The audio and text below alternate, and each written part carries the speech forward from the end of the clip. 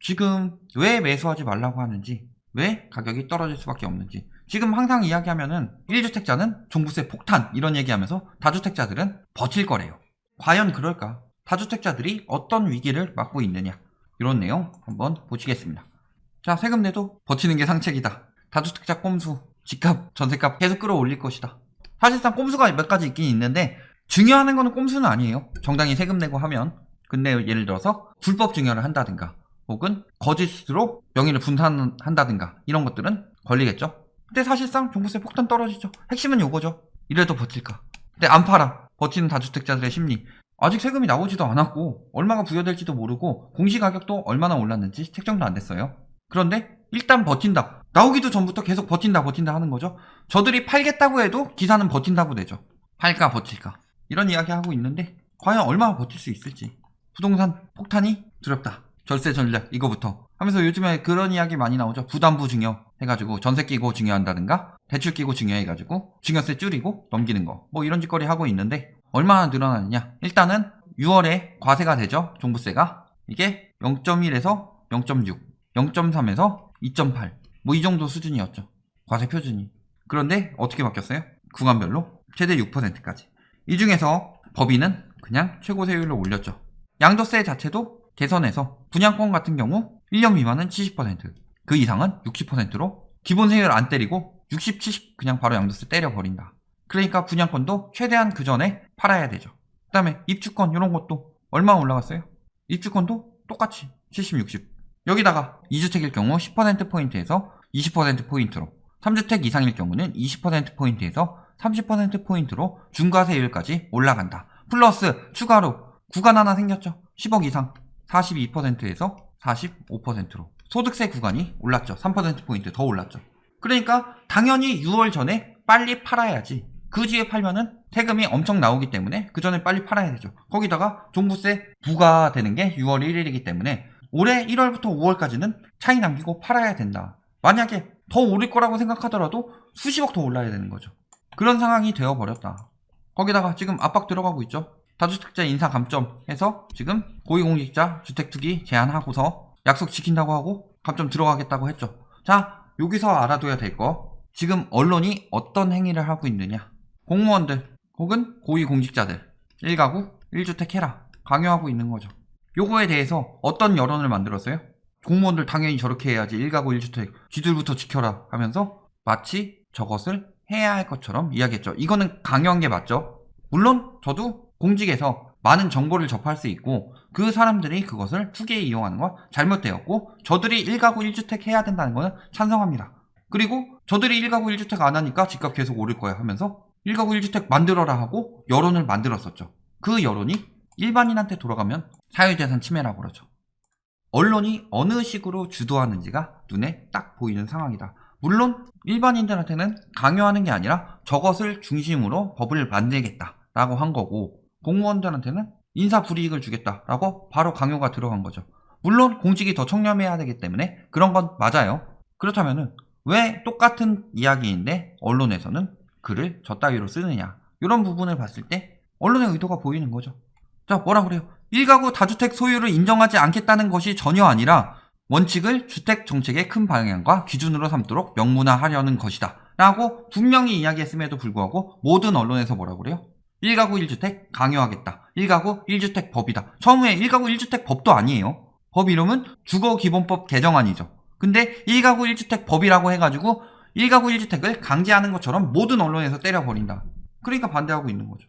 여론이 완전히 공산주의다 뭐 하면서 얘기하는데 1가구 1주택 강제하는 법안은 아무도 없어요. 앞으로 추진하는 것들에 대해서 실거주자 중심으로 공급을 하고 이런 원칙을 세워서 진행하겠다라는 걸 가지고 강제로 하는 것처럼. 그리고 여론도 개떼같이 몰려와서 공산주의니 뭐니. 왜? 고위공직자 할 때는 왜 그런 얘기 없었어요? 저들이 안 하니까 뭐 효과가 없다느니 하면서 1가구 1주택 뭐 저들이 당연히 해야 된다는 것처럼 여론 만들더니 왜 여론이 갑자기 바뀌어버리냐. 댓글 다는 것들은 누구냐.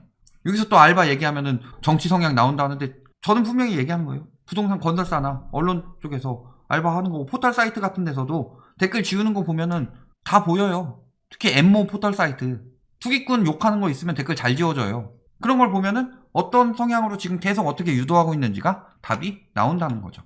9.13 때 보면 어때요? 다주택 종부세 분납 신청한 사람이 4.5배로 증가했죠. 법인도 35.8% 늘어났다. 다주택 종부세 중과 시작의 영향이죠. 2020년까지는 큰 차이 없었죠. 올해 확 늘었죠.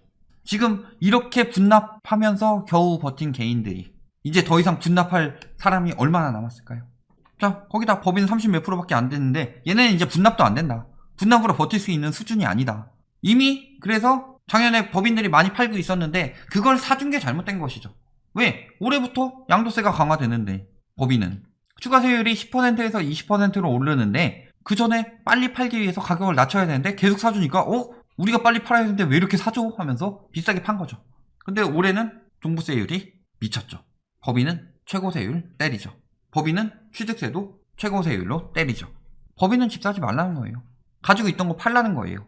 그런데 기사들 말하는 거 보면 맨날 버틸 수 있다고 하니까 버틸 수 있고 계속 세금 내라. 양도세 무서워서 못 판다고요? 한 2, 3년만 세금 내도 그 이상은 나올걸요? 자, 거기다가 시중금리 계속 오르고 있습니다. 시중금리가 오르면은 매매 수요 감소와 전세 수요 감소를 동시에 나타낼 수 있다. 지금 매매 수요가 늘어난 거 원래 영끌이 끝났어야 하는데 그래서 9.13 때 하락세 나타났었죠. 근데 19년도에 1.25%로 낮추면서 매매 수요가 다시 돌아왔죠. 20년도에 12, 16까지 하면서 떨어졌어야 되는데 다시 0.5%까지 낮추면서 매매 수요가 다시 돌아왔다. 그러면서 여기서 영끌 수요들 30대들이 언제부터 들어왔냐? 금리 떨어지면서부터 들어왔죠. 이 영끌 수요들이 주담대 금리 인상되고 변동금리도 오르고 이거 다 금리 인상하고 있죠. 왜? 채권금리가 오르고 바델3로 인해서 은행에서 자체 규제 들어가고 있고 예대율 규제 들어가고 있고 그러니까 당연히 예대 금리 차도 커지고 은행에서는 자금 확보하려고 하니까 금리 올리는 거죠. 이 영끌들이 이렇게 되니까 매매 수요 주는 거죠. 자, 전세도 지금 막 50몇 주, 60몇 주 계속 막 오른다고 하는데 그 시초가 언제였냐? 미중 무역 전쟁으로 1.25%로 떨어졌을 때 이때부터 오르기 시작했다는 거죠. 대부분. 그래서 꾸준히 오르기 시작하고 거기서 어느 정도 오르는 게 한계가 먹었어야 되는데 0.5%까지 또 떨어져 버리니까 전세는 80%까지 대출 내주니까 매매보다 더 심각하죠. 매매는 대출 규제라도 들어갔는데 전세는 대출을 계속 내주니까 훨씬 더 심각하더라. 그러니까 전세가가 쭉쭉 오르는 거예요. 그걸 이용해서 6.17 이후에 매매가 올리지 못하니까 다음 정부 때까지 버텨야지, 완화될 때까지 버텨야지 해서 시행한 방법이 임대료 올리는 거죠. 그러니까 6.17 이후 임대료를 쭉쭉 올리기 시작한다.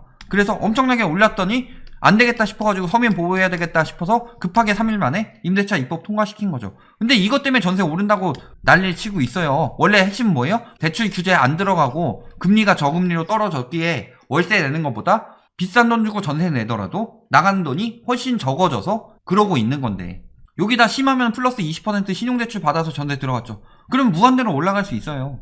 그런데 요거 막아버렸죠. 일단 요것도 막아야 돼요 사실. 근데 안 막더라도 금리가 올라가고 있죠. 그렇다면은 이미 한계점에 봉착하고 있다는 거죠.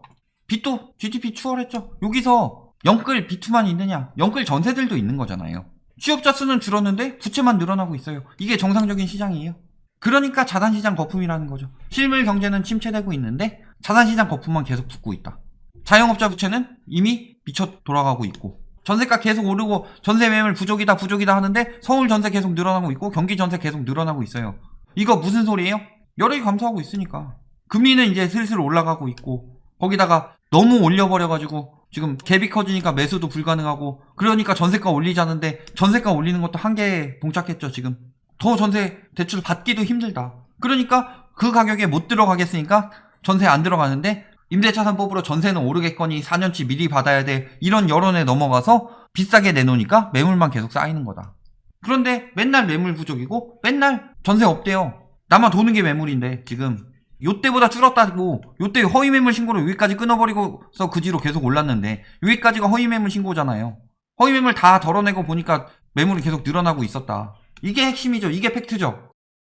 왜 아직도 전세 그 매물 부족 때문에 전세가 오른다. 임대차 3법 때문에 재계약하니까 매물이 없고 임대인들이 4년치 미리 받으려고 해서 비싸게 내놓게 되는데 그 매물마저 없어서 전세값이 오른다. 왜 아직도 이런 거짓말을 하느냐. 언론에서.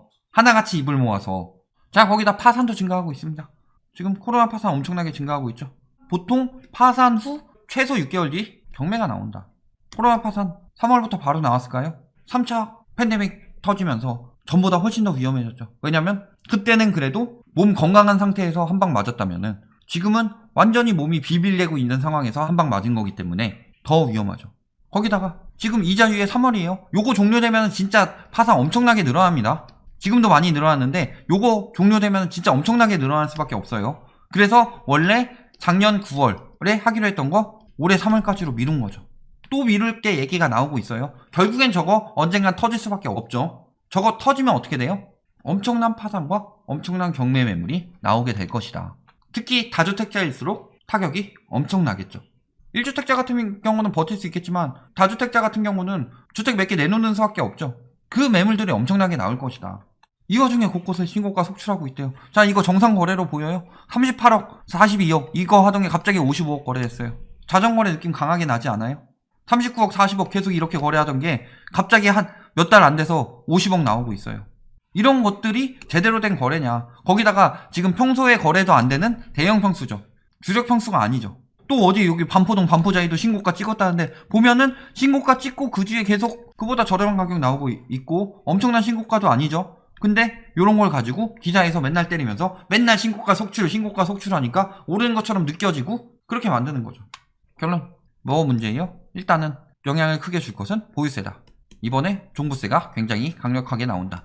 종부세 때문에 떨어진다고 하는 거 아니에요. 종부세가 영향이 크다는 거지. 근데 맨날 종부세 하더라도 버틴다. 그런 개소리 하는데 문제는 종부세가 굉장히 크고 여기다 플러스로 뭐가 있어요? 경제위기 심화로 지금 사람들 여력 떨어져 가고 있죠.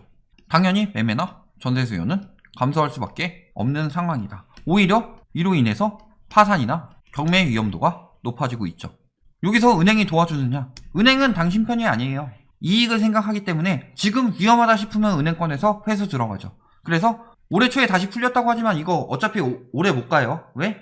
과거보다 훨씬 더 적은 금액을 가계의 부채로 책정했을 것이기 때문에. 그러니까 대출 제한 들어가고 아직도 유지하고 있는 제한들 있죠. 조금 풀렸다고 하더라도 새해가 돼서 그 다음에 시중금리 인상 시작했다. 은행권 회수가 들어갔다는 것은 이미 거품 터지기 일보 직전이란 소리죠. 그럼에도 불구하고 계속 오르고 버틴다? 이 여론을 만드는 것은 많이 팔기 위해서이죠. 언론에서도 보면은 일반 개인들이 집값 올려달라고 광고해달라고 하진 않겠지만 건설사를 위해서 광고하는 것도 있겠죠. 그 외에도 언론에 높으신 분들이 혹은 높으신 분이었던 분들이 그런 핵심 지역들을 많이 매수하고서 팔려고 하고 있는 상황일 가능성이 굉장히 높죠. 그거 재작년에 다 뉴스로 나왔던 거니까. 그러니까 집값 띄우려고 하는 건데 계속 그렇게 버텨봐라. 아무리 심리를 띄우더라도 더 이상 살 수 있는 여력이 없으면 심리만으로 되는 건 아니다. 결국은 심리와 뒷받침되는 여력이 있어야 되는데 그 여력이 끝나가는 이상 그리고 은행에서도 회수가 들어가기 시작하는 이상 이 시장은 끝났고 특히 끝물에 혹은 끝물이 아니더라도 무리하게 다주택을 매입했던 사람들의 크게 무너질 것이다.